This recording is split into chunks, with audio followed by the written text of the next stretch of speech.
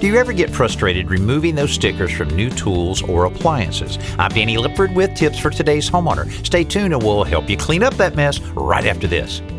When your backyard feels like a private resort, every day is like being on vacation. So enter the Backyard Paradise contest at todayshomeowner.com for a chance to win your own luxurious landscape. The pros from Pavestone and Quikrete will design a project just for the winner's home and help Danny and his team install it. Plus, the whole process will be featured on an episode of Today's Homeowner. So get your yard ready for summer. Complete your entry right now at todayshomeowner.com/backyardparadise. Brought to you by Pavestone and Quikrete.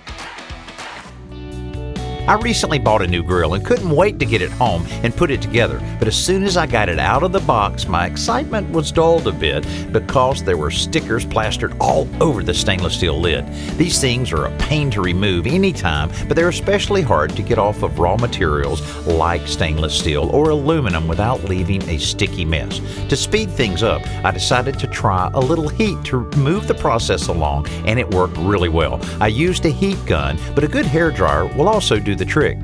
Heating the whole sticker makes the adhesive that secures it a lot more flexible. Once you peel up an edge, you can apply more heat to the underside and slowly peel away the whole sticker without leaving a gooey mess. I'm Danny Lipford with tips for today's homeowner.